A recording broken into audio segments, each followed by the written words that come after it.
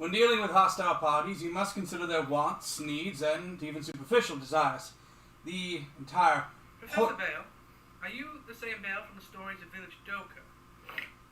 My father was telling me about them recently, but he didn't really know the story all that well. I was hoping to get the story straight from the source.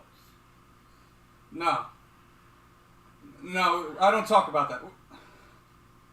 We don't talk about that. Now back to the lesson. Oh, man. Negotiations are always a tense affair, and if you aren't careful...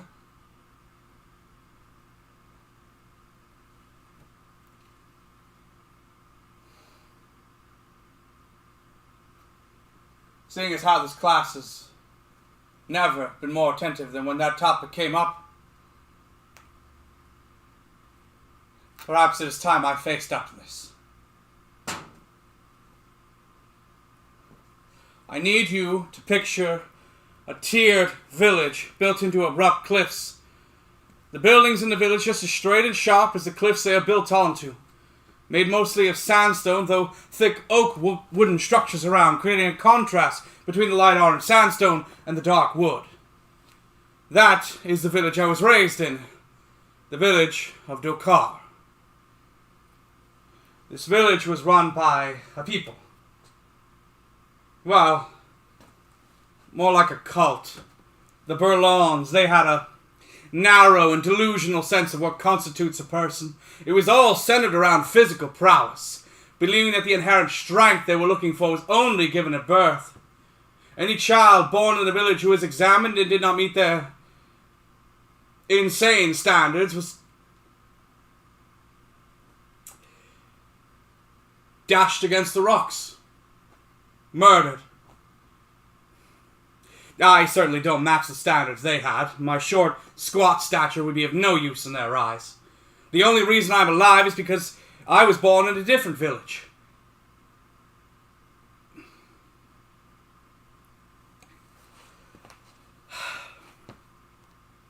My birth caused the death of my mother. My father, being a good man, never blamed me for it, as was common in that time. But early in my infancy, he needed a way to distract himself from the pain of losing his wife. Tending to me was necessary, but only reminded him of the loss of my mother. He began spending every available moment exercising, pushing himself further and further. At first, it was recreational, just trying to distract himself and get better. But his newfound physical strength became a story of its own, one that was passed from village to village. And soon, that story found its way to Dokar. He, now, was exactly the type of man they wanted. A few of their members came to our village directly, trying to bring him in. He told me it didn't take long for him to agree to join them. Because of his newfound focus on physical strength, there was always going to be a divide between us. But by accepting their invitation, he only succeeded in making sure we were never going to be a close family again.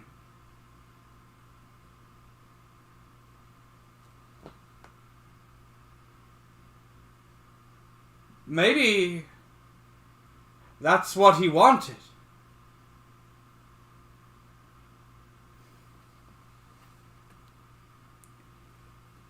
But beyond those selfish desires to have him be more like me, I just wish he had seen the cult for what they really were.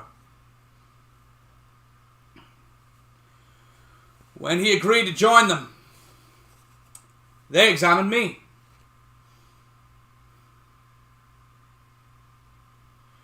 They said the only way he would be allowed to do so was to dash me on the rocks, right then and there, for them to see. I did not meet their criteria for a worthwhile being.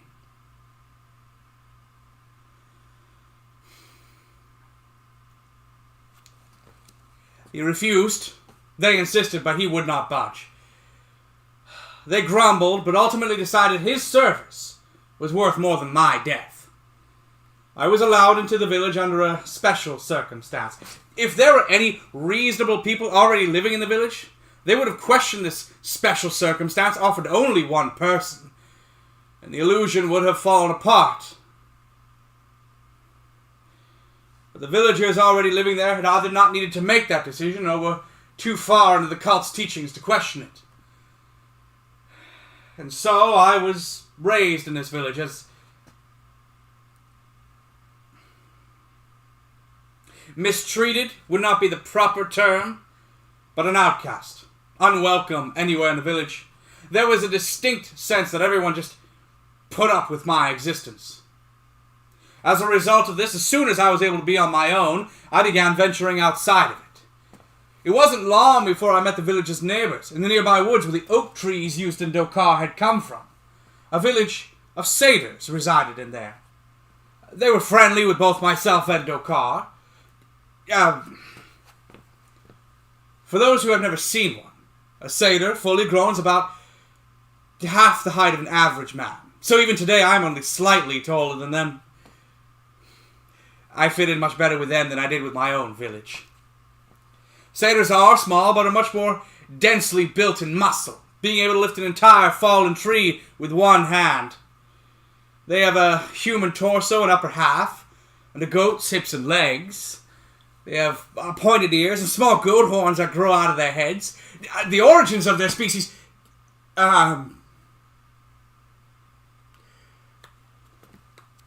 is perhaps a lesson for another day.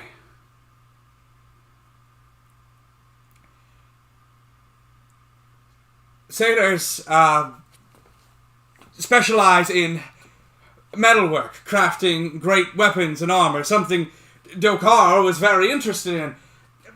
That is the sole reason why their relationship was a positive one.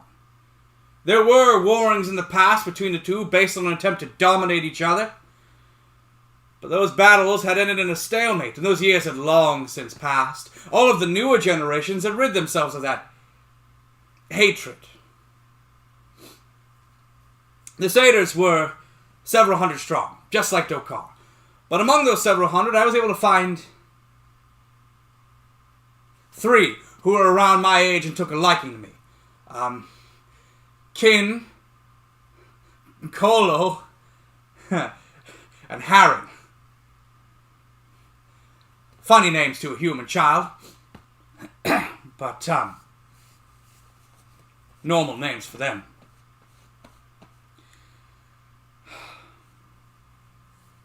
The years went on like this.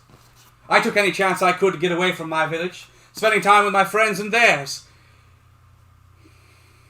Unfortunately, there was still a divide there. I was welcome to come and visit, but not to stay. In that manner, their attitude felt even worse than Dokar. I knew where I stood in my home village. It was made evident every moment I spent in it. But the Satyr people would make me feel welcome every day, and remind me that I wasn't, truly.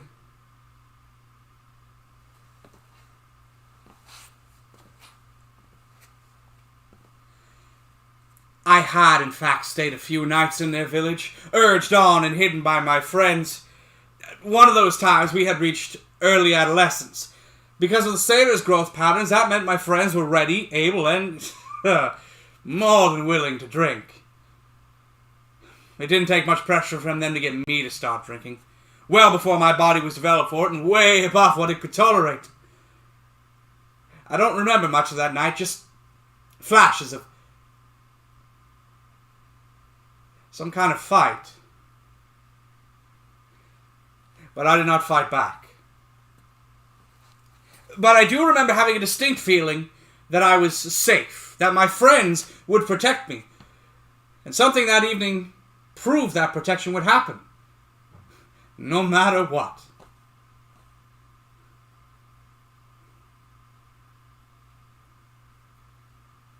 Huh.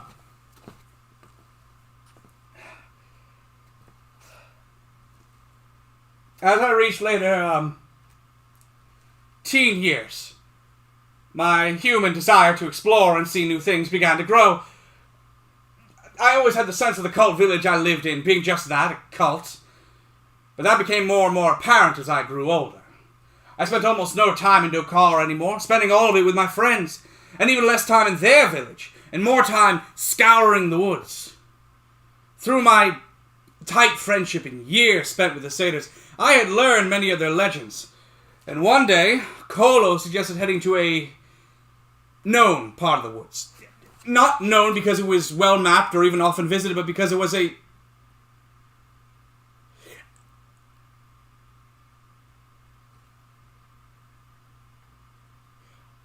I don't quite know the word. It's a unique word to the Satyr language. Something I knew once, but have now forgotten. Consequences of...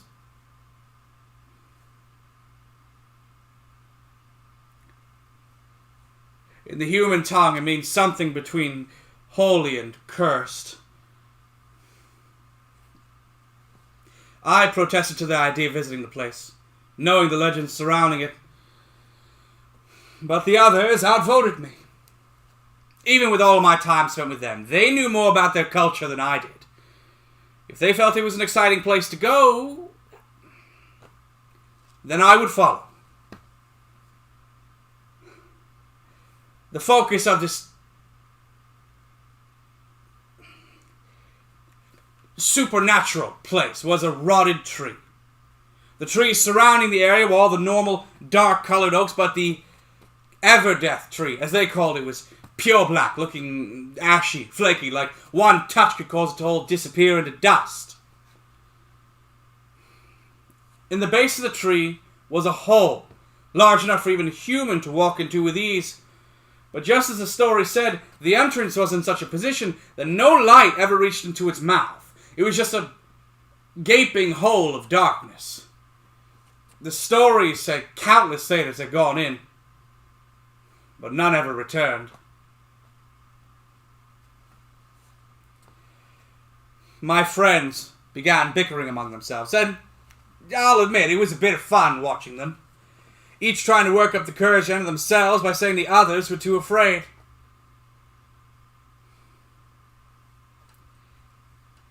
Perhaps because I had protested to the idea in the first place, or some other reason, my boredom and curiosity caused me to leave my friends and begin circling around the tree. I can't say it was a whole thought at the time, just a hunch, or even the beginnings of an idea. But this thing could be not natural, man-made, or satyr-made.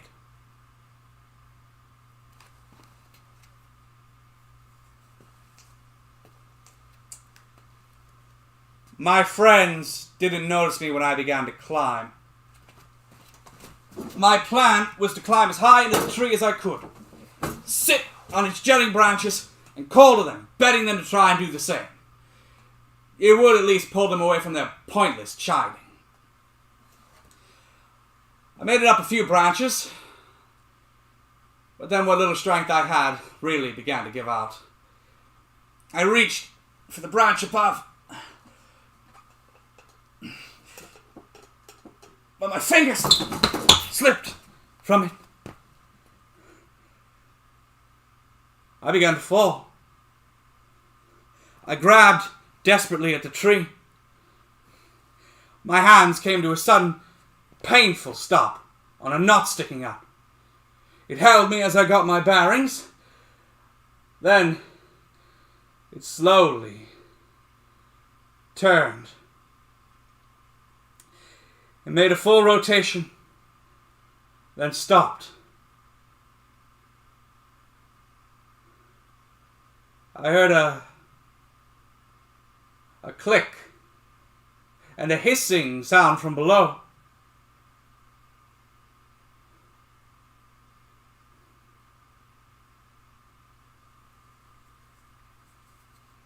My plan's broken. I climbed back down. It was only when I was back on solid ground that I really noticed my friends no longer bickering. All of them were leaning into the hold entrance, staring intently. I joined them and saw what they were staring at.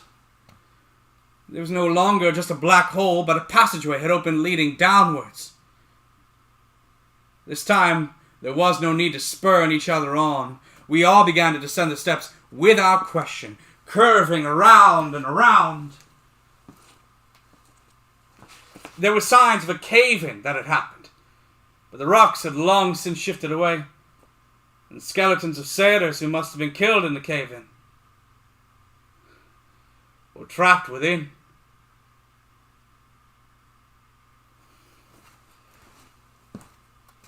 We reached the bottom, and what lay before us was a massive treasure hoard, and a cave that extended well beyond the limits of the hoard, and if my later guesses are correct, directly towards Dokar. There were random piles of gold, but most notably priceless objects, treasures of great historical value. Some my friends recognized from their own history lessons. Others I recognized as legendary treasures of humans. And Dokar. There was a brief moment where we questioned what to do, but my friends concluded they would not keep the hoard a secret, especially when lost pieces of their history were stored down here. We quickly made our way back to the Satyr village and informed their chief of the hoard. The excitement was flowing out of us. And despite agreeing not to keep the hoard for ourselves, my friends then pushed for a share of it, for finding it, which the chief agreed to. All four of us would be given a share of it once it was all exhumed and studied. Days passed by. Time needed to assess the contents, the pieces of historical value. And I had to keep quiet while in Dokar. Most people didn't care that this excitement was flowing out of me. But my father noticed, and he questioned what I was so happy for. I'd never shown this level of enthusiasm during all of my days.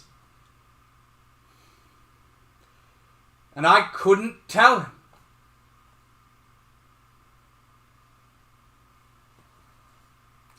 Soon, I was summoned to the Satyr Chief's throne room, and he gave me a message to deliver to Dokar's leader, that certain high-value human treasures were found within, and they were going to return them once they figured out how to get all of them out of the chamber. I ran back home, excited to finally be able to speak about all this and to deliver the message. I spoke to my father, finally telling him all that we had found and the message I was to deliver. This message was bigger than me, and I hoped he could instead deliver it for me. But there was a gleam of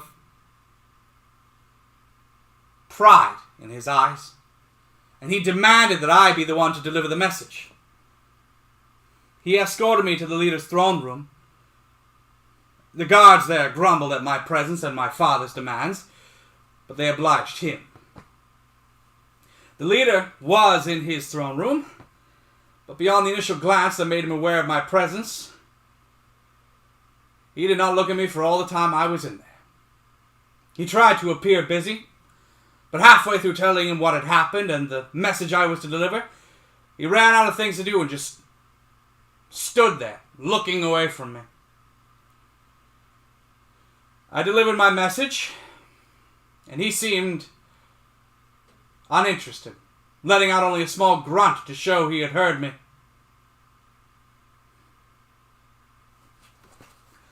Looking back at those years, I should have gotten it through much sooner.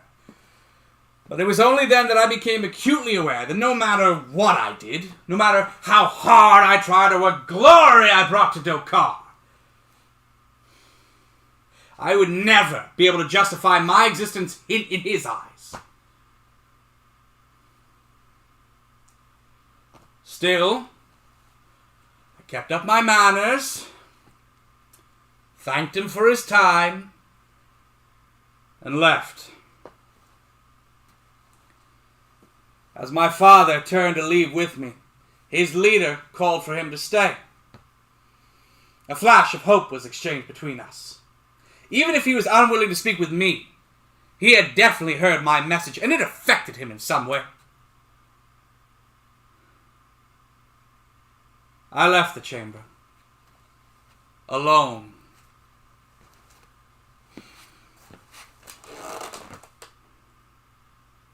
Hours later, my father returned home. It took some work to get it out of him, but he finally began to speak about the meeting that followed. His leader lambasted my father for using his position to allow me, this slug, into his presence. But he did find my message worthwhile. The leader's counselors were gathered to discuss what comes next. The first question out of the leader's mouth was if they could win a war against the Satyrs.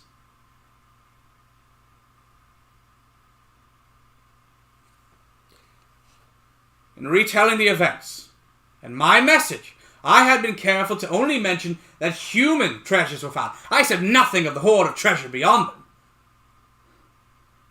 So why would he consider this?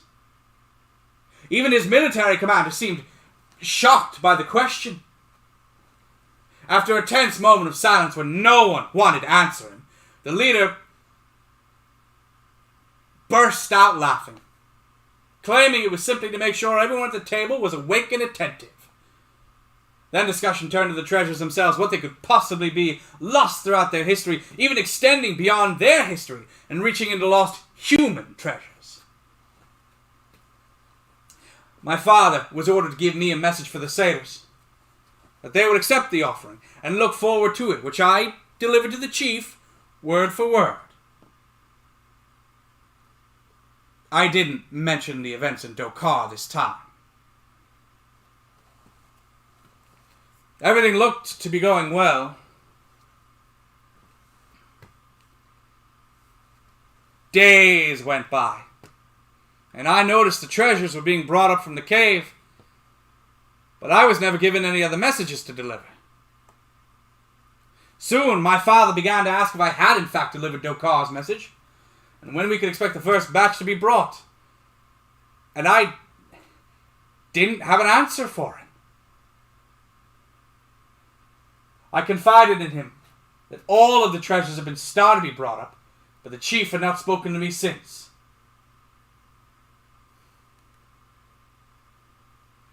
Telling him that was my first.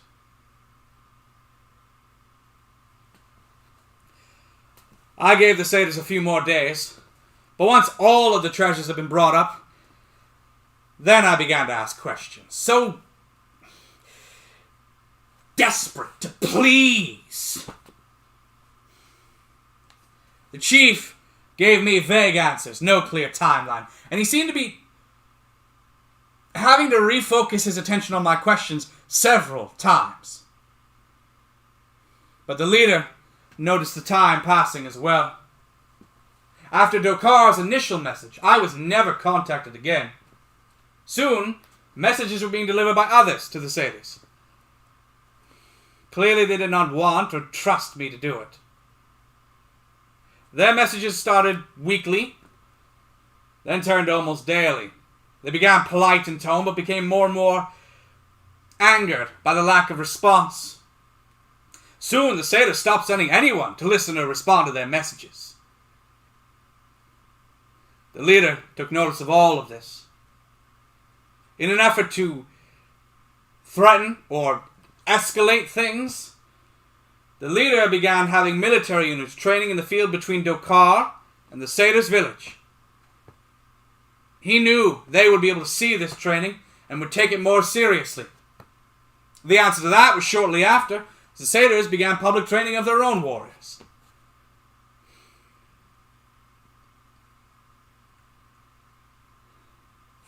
I suppose it should have been obvious then.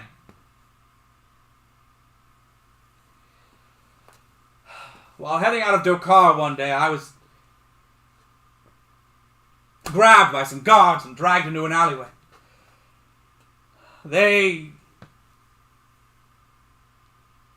beat me. Quite thoroughly. Between the pain, they said the leader had orders for me. I was to figure out why the treasure had not been delivered. If I could not manage to have them send a satyr bearing their answer, then I would not survive my return to Dokar that evening. They then dragged me to the gates and tossed me out of the village. I would have run to the satyrs if I wasn't in such pain. I was able to find my friends. I explained what had happened, and they stopped their efforts to clean me of the blood and bruises. They took me to the chief's throne directly. But all we found in the throne room was the warrior's commander. My friends requested an audience with the chief. The warrior said the commander said the chief was busy cataloguing the treasures below and would not be disturbed. He made a point to say excluding the human treasures. Those are worthless to the satyrs.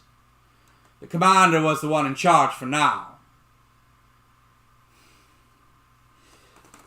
Through pain, I explained what had happened, showing my cuts, blood, and bruises from their strikes, and what Dokar wanted. He stood in quiet, allowing me to finish explaining everything. He stayed silent for a few moments afterwards. He said he would not risk sending one of his own over to Dokar anymore.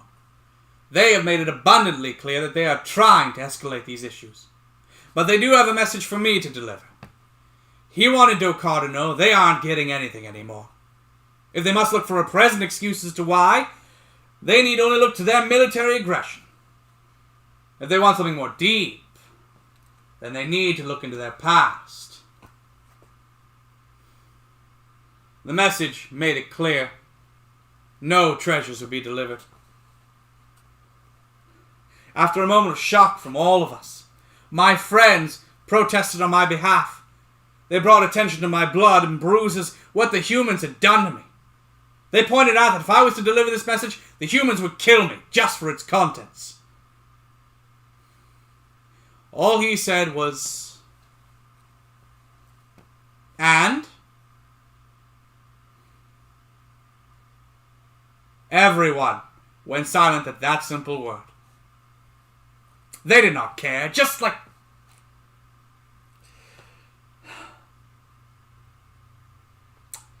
After everyone stayed silent and had no way to retort, the commander then began his accusations. He pointed out that up to now I had been a human, allowed to move freely between their village and Dokar. He accused me of being a spy and delivering information to Dokar's leader.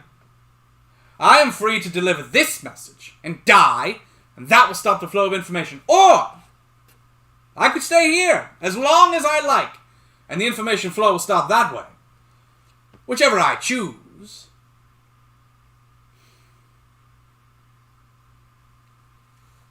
He then told the guards to escort me out. Outside in the village again, looking around, it truly hit me. For almost a decade, I had wanted so desperately to stay in the Satyr village, among those who cared for me more than my own species. Now I had my wish. As an outcast. I couldn't understand. I did not deliver any information they did not tell me to. But I didn't get the chance to focus on that thread for long. A satyr ran by, fleeing a pack of warriors, shouting for others to follow his lead, that the hatred between our species had been revived, and they should leave before they are sacrificed on this altar. He made it through the gates, heading out of the village before being shot down by an arrow. Everyone was shocked. Warriors went out and pulled his body back into the village. He was definitely dead.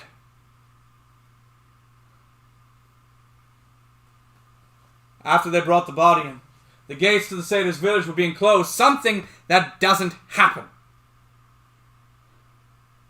The commander, who had just accused me, came out of the throne room then to make an announcement that too many have attempted to flee.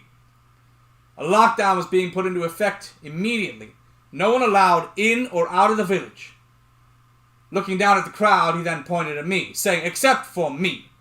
If I wish to leave, now, then I would be granted."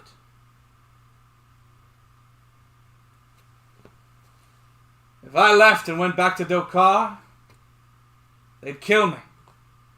If I stayed here, I was a prisoner. There wasn't much in the way of choices.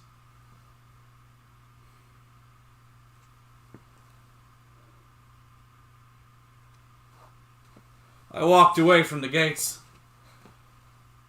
I was now stuck in the village permanently. I was able to stay with my friends. We tried to make our own funds, keep spirits high. But it was difficult during that time. A few weeks into this, my friends began to hint that something good was coming. I had no idea what they were talking about. How could anything good come during all of this? It was only when Kolo did not come back from a trip out that I learned what they really meant.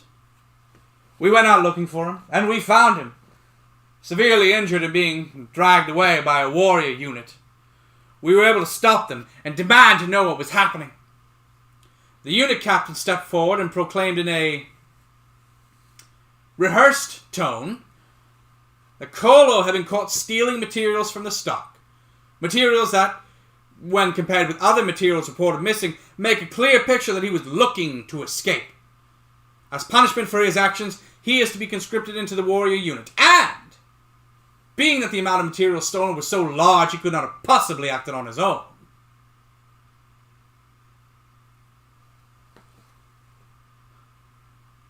My friends were trying to gather supplies for us to escape together.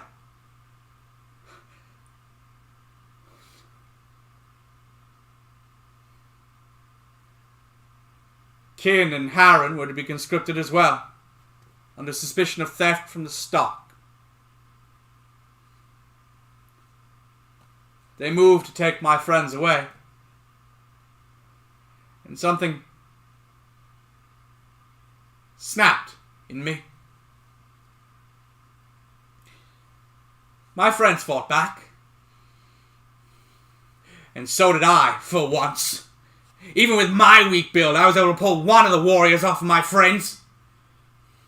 We were met then with the edge of their blades. The others stopped fighting, and so did I.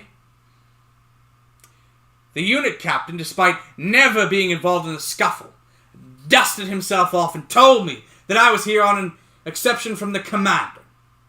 That my outbursts will be ignored only this time as an act of human passion. But the others' crimes will not be ignored, and they will still be conscripted. My body tensed, ready to fight again. I looked to my friends, but all of them shook their heads at me. Kin told me to go home. That they'll figure this out. His shaky voice didn't give me much in the way of confidence. I watched as the warrior units at sword point marched my friends away and out of sight.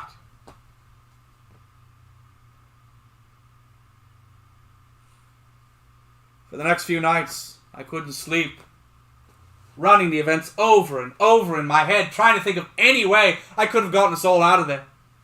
But also because the home offered no amount of comfort, haunted by ghosts and shadows of the occupants. One morning, I came out to the eating area, and in a flash of sunlight, I swore I saw my friends all sitting there again, happy and ready to feast.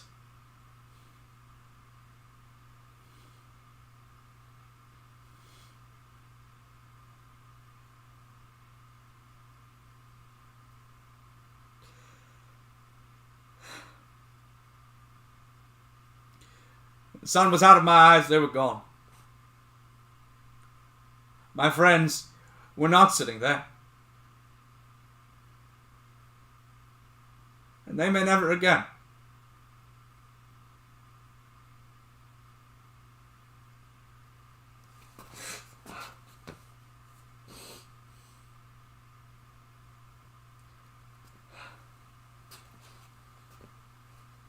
I watched as the tensions between Dokar and the satyrs did not settle down but only grew. For safety and security reasons, satyr warrior training was moved from the field between villages into the interior. Drills and combat exercises run in the streets and square. I caught glimpses of my friends among them, often looking like they had taken a beating. But I was never able to get close enough to be able to speak with any of them. I have no idea what would have happened to them if I did.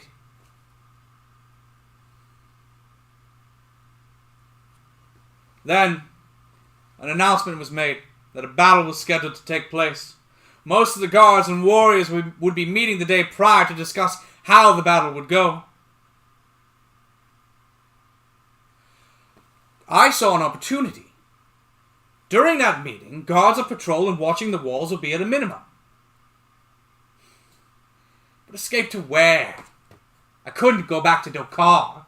Fleeing anywhere else would be the best option, but I had nothing left. No way to pay or barter, even just for food.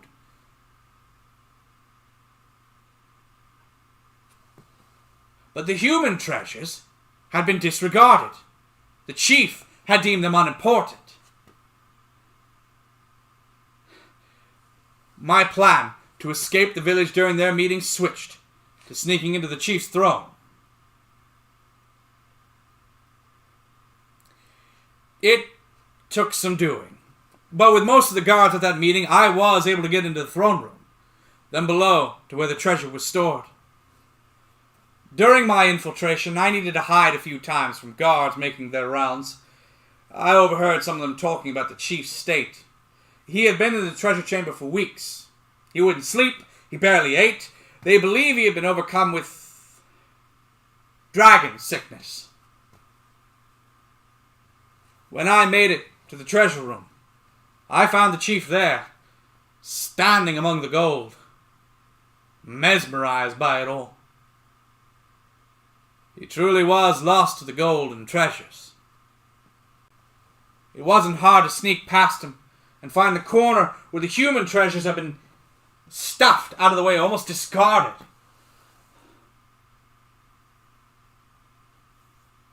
In front of it all was a very old book.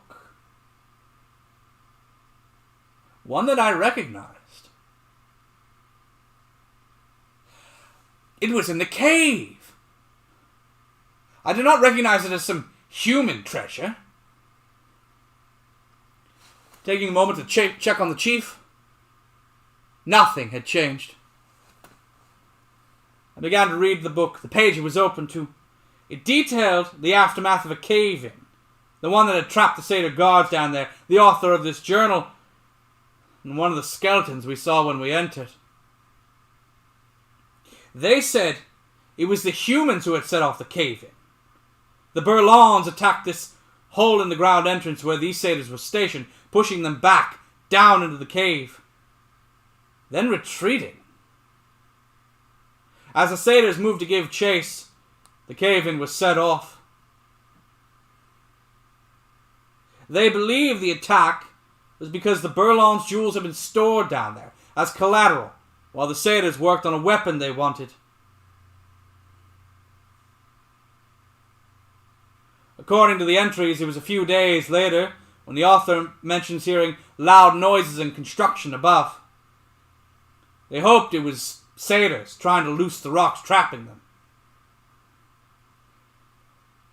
There were a few more entries as he loses energy and hope. The sounds he heard were not other satyrs come for them.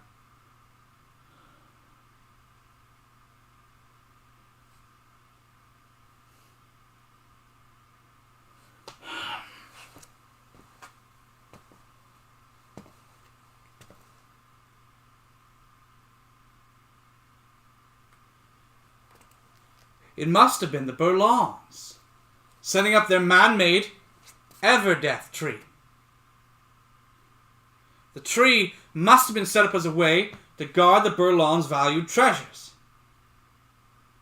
But what the long-term goal was, I couldn't really fathom. But now, I had the treasures locked away in that vault sitting in front of me, a pile on the ground. I took a moment to sift through them and find the treasure that they had loaned the satyrs all those centuries ago. It was small, something I could fit in my pocket, which was perfect. I began my quiet trip back out of the treasure chamber. I came across the chief again. He should have seen me, heard me, been aware of my presence, but he didn't notice it at all. He was definitely lost to this treasure.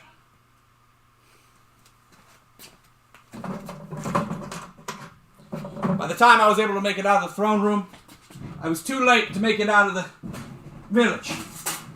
The battle plans had been given, and the guards had all returned to the walls, but I had a backup. Satyrs value their sleep before battle. Everyone who wasn't necessary was going to be sleeping that evening. Guards on the walls would be at a minimum again. All I had to do was wait. That evening, everything went as I expected. I kept an eye on the guards on the walls, their rounds, and I couldn't believe it. The guard I was going to have to get by was my friend, Harren. I wanted to go to him immediately, tell him what I was doing, try to get him out as well. But I didn't know if the guards had hurt him enough to fear ever crossing them. All I had to do was get out of the village. With that treasure, I could put a stop to this all and get my friends out safely. I watched him as he made his round, then climbed to the platform running along the wall.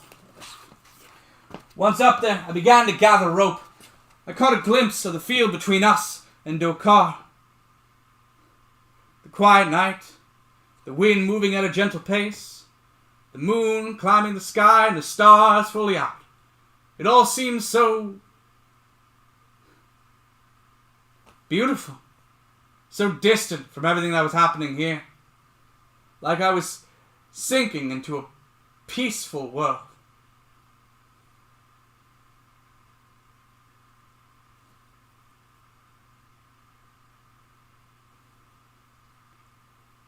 Then my attention was pulled back into reality.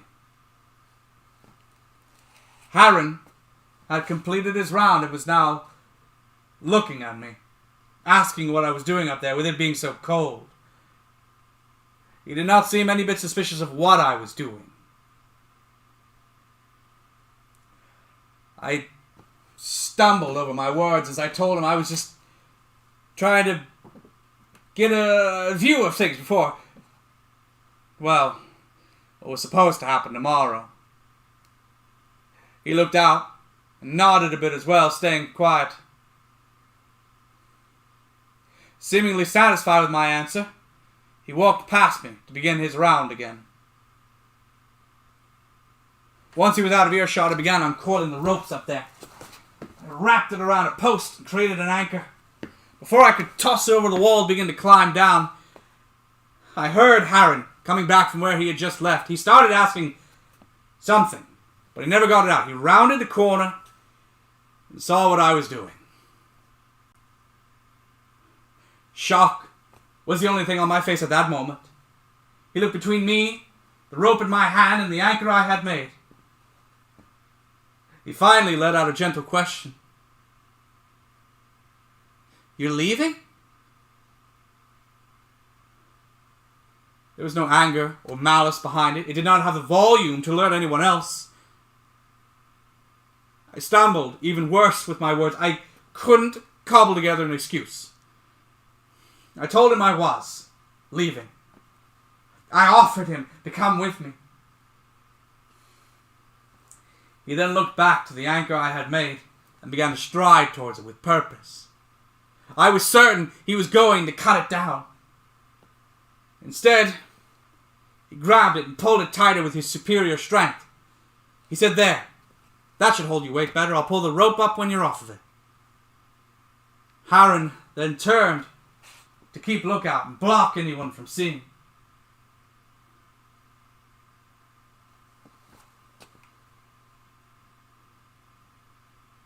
I hesitated, but I had to try. He didn't give me an answer. I offered him to come with me once more. He just looked over his shoulder, a gentle, caring smile on his face. He said, "No, that is not my path, that is yours. Mine is serving my people."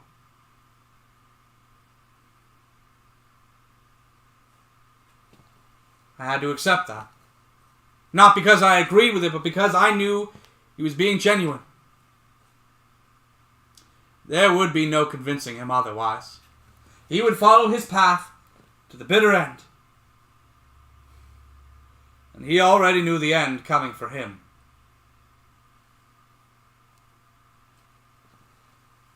I got out of the village and headed back to Dokar with a plan in mind. The guards there were surprised to see me. They weren't angry, more shocked that I had made it back alive. By now, months after I'd been thrown out of Dokar, they certainly thought I was dead. I used that time frame to tell them that I had learned so much of the Satyr's intentions. I demanded to speak with the leader directly, and they escorted me to his chamber. When in the throne room, I began to speak, but the leader barreled over me, asking what the setup was like inside the Satyr village. How many soldiers did they have? Their weapons and armor. Where was the treasure hoard being stored?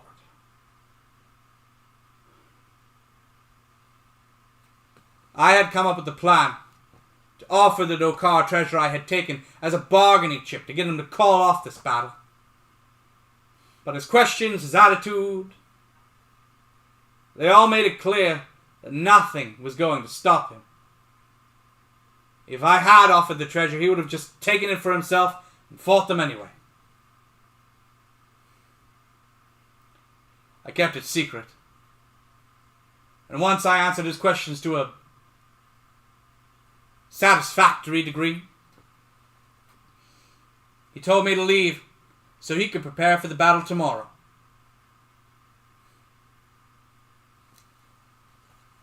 I wandered. I never truly felt like I belonged in this village, on these streets.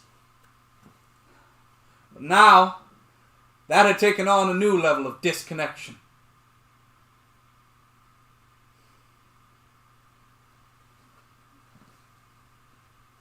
I made it back home. My father, the look on his face.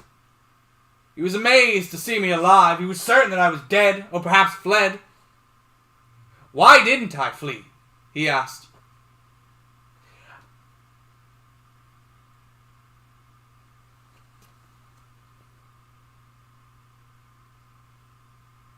The only one who knew the full extent of the Satyr's treasure hoard, beside myself, was my father. And now the leader knew. I could no longer trust my father in this time when I needed someone to lean on. I stammered out an excuse that to this day I am unsure if he bought. But he seemed satisfied with my answer and urged me that I needed to leave now. He didn't want me mixed up in this war.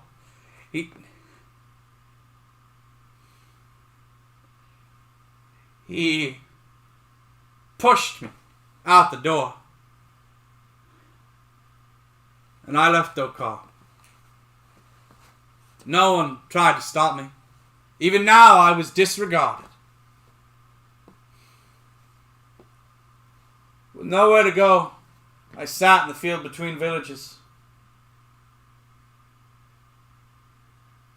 Maybe it was the late night sleep deprivation, but I had one more idea I had to try. I slept out in the wilderness. When morning arrived, I was awoken by the battle horns being played. I watched from the sides as the gates for both villages opened and their armies marched out onto the field. I could see Dokar's leader and councillors ride out to the center. The Satyr's warrior commander and guards did the same. As they were conversing, both groups at a safe distance from each other, I came running between them. I spoke to the Satyr commander, taking it out and offering Dokar's treasure to him. He could have it if he would trade it back to Dokar and end this war before it started. He considered it.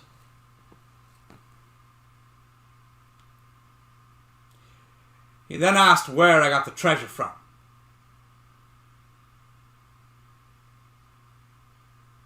I admitted that I took it as my share for finding the hoard.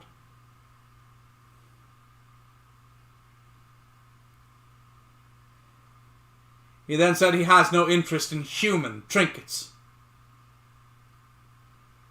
The commander left the negotiations area, yelling for his warriors to prepare themselves for combat. I slowly turned back to Dokar's leader. There was no way, but I had to.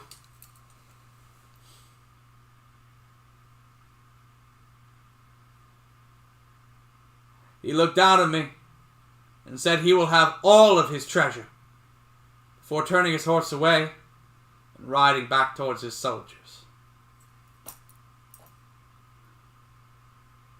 My father, I called out to Dokar's leader, if not to stop this battle, then I would trade in the treasure if he would let my father leave with me. The leader didn't even stop to consider. But my father spoke. He said he would not leave his leader's side. I tried reasoning with him, but he interrupted, shouting, "I will not leave my leader's side!"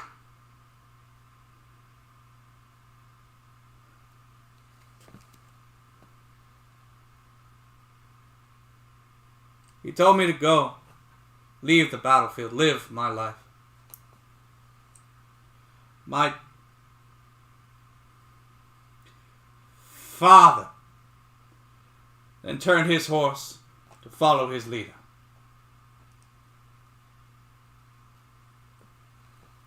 I had plenty of time to leave the battlefield as they prepared their attacks on each other. I didn't bother staying to watch, I just left. There was nothing for me here anymore.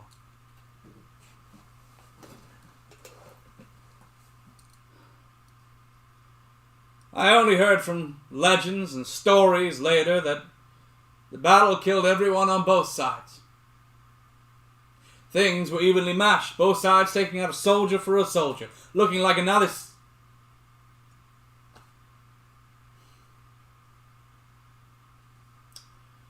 When the armies were down to their final ranks, the Satyrs used large explosives to try to turn the tide. For a few moments they may have.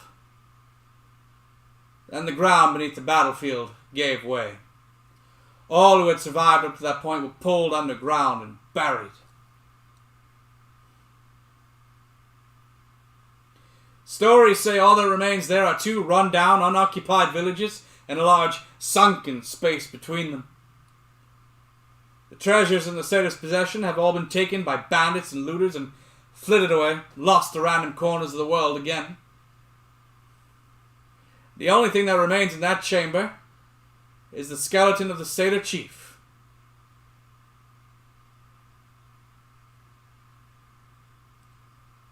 I never went back.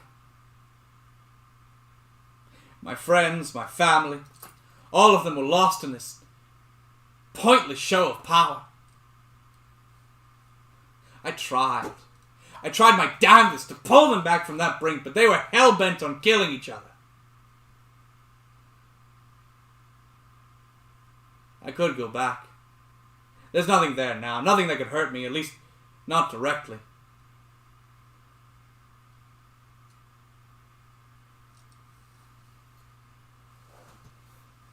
I don't know that I ever will.